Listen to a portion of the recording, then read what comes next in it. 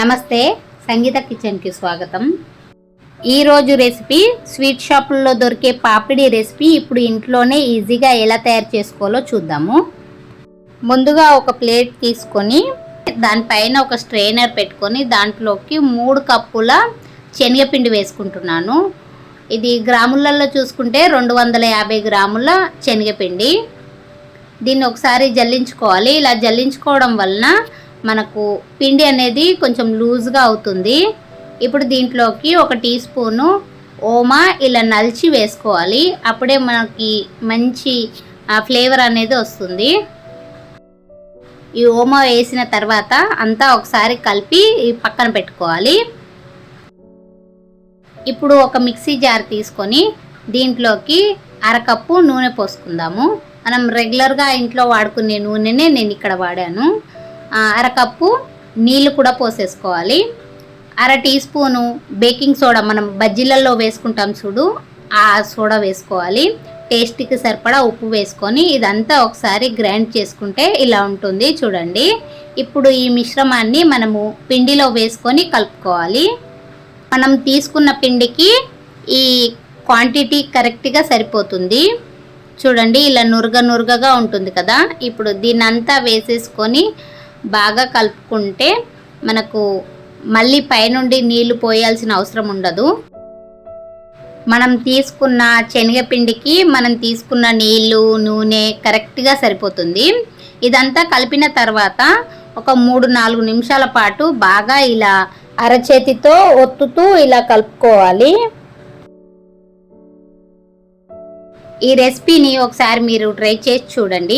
ఈ రెసిపీ కనుక మీకు నచ్చినట్టయితే ఒక లైక్ చేయండి, షేర్ చేయండి. మన ఛానల్ని ఎవరైనా కొత్తగా చూస్తున్న వారైతే సబ్స్క్రైబ్ చేసుకోండి.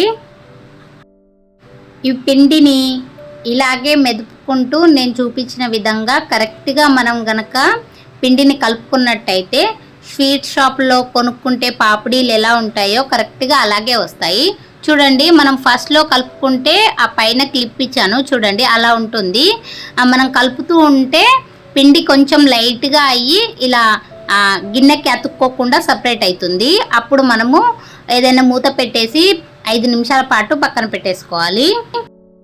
5 నిమిషాల తర్వాత నేను చెక్లీల గొట్టం ఉంటుంది కదా, దాంట్లో ఇలాంటి వేరే యొక్క బిల్ల కూడా ఉంటుంది.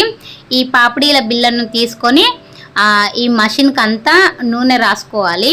మనం నూనె బాగా రాసుకుంటే వేసుకునేటప్పుడు ఈజీగా ఉంటుంది. చూడండి, మనకు దీంట్లోకి ఎంత పిండి అయితే వస్తుందో అంతా ఫిల్ చేసుకోవాలి. ఇలా ఫిల్ చేసుకున్న తర్వాత మూత పెట్టేసుకొని ఒకసారి తిప్పి చూపిస్తాను చూడండి, ఇలా ఉంటుంది. నేను ముందుగానే గ్యాస్ ఆన్ చేసుకొని డీప్ ఫ్రైకి సరిపడా ఆయిల్ వేడి చేసుకున్నాను. ఒక చిన్న ముద్ద వేసి చూస్తే పైకి తేలుతుంది కదా.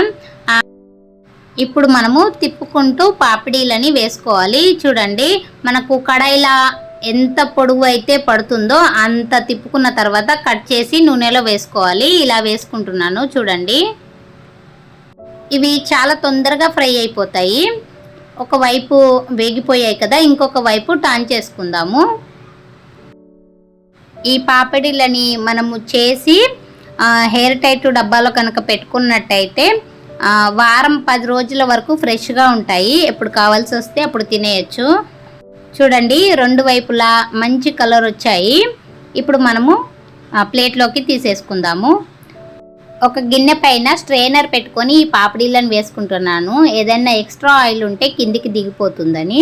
సింపుల్ అండ్ టేస్టీ పాపిడి ఒకసారి ట్రై చేయండి. Thanks for watching video.